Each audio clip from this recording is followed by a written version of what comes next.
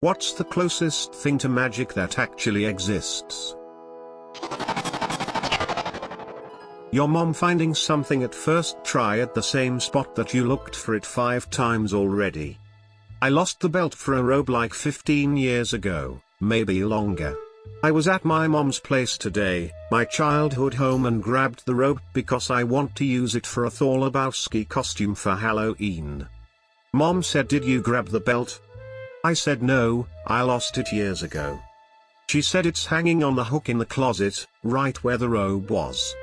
It was there. I swear I'd worn that robe a million times without the belt. It's not like it was just sitting there undisturbed for decades. But she just knew where it was, and boom, it was there.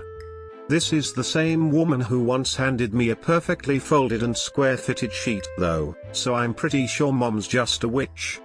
Ha ha ha. I remember a couple of times that the thing that I was looking for, that were exactly where my mom told me it was, and I thought it wasn't.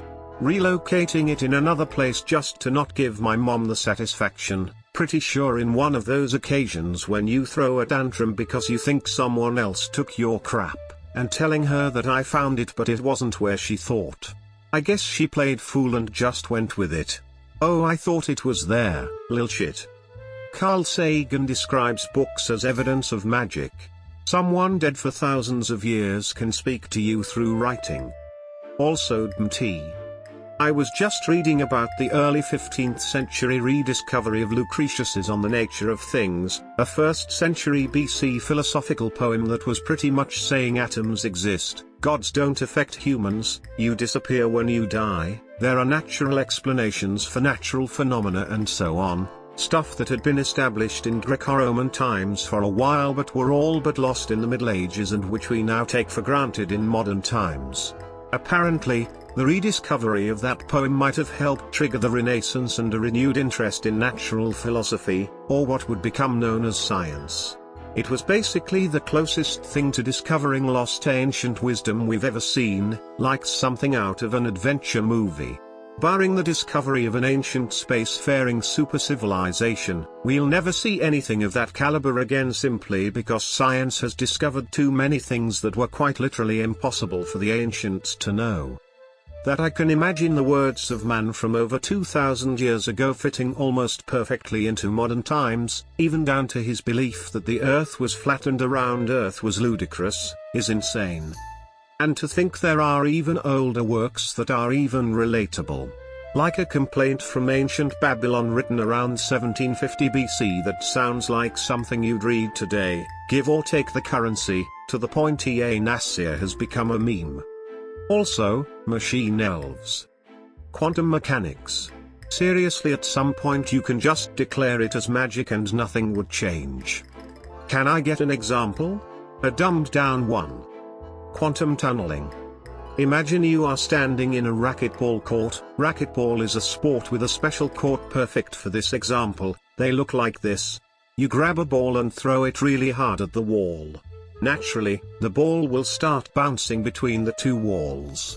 If you can imagine now that this court is in space, gravity doesn't pull the ball down, and if we ignore friction and imagine the bounces are perfect, the ball would continue to bounce forever between these walls. Now imagine the ball somehow, magically, pops up on the other side of the wall. That is exactly what can happen with atomic scale particles in boxes, where the box is known as a potential well, quantum well, or quantum dot. The reason why this happens is perhaps even more bizarre. Basically, each time the ball bounces, it's really being reflected, like a beam of light on a mirror. The reflections are perfect, all of the incoming energy is reflected back out, but somehow, some part of the wave gets transmitted through the mirror, the wall, in what's called an evanescent wave. This wave can penetrate through the wall and, if the probability is high enough, make the ball appear on the other side. Where does this wave come from? Where does it get its energy? Quantum mechanics. Even having done the mathematical derivations myself, where it makes effect sense, it's still really counterintuitive and could just as easily be called magic. I've simplified the example a bit. In reality it's not that the ball wave penetrates the wall, it's the probability distribution of the existence of the wave that goes through, but it's still a fairly realistic explanation. Source: I'm doing my PhD in optics and quantum photonics. Wi-Fi. A bunch of ones and zeros float through the air and, boom, I have porn on my phone. So from ones and zeros to ones and zeros? Not so impressive if you ask me. It's called numberjacks. Music. With the right incantations and motions, you can alter people's emotions, compel them to dance, or call back long-lost memories. Yes. A lot of music to me is greater than the sum of its parts. It's amazing how you can get so caught up in what is, after all, just notes and intervals. As you say, it can take you back to other times in your life and make you feel like you are there. Everybody hat in on Nickelback, but hearing them takes me back to my childhood days. Magnetic resonance imaging. Align the hydrogen atoms in your body with a magnetic field and strum them with a radio signal to make them vibrate like a guitar string. Then listen to the cacophony with an array of antennas.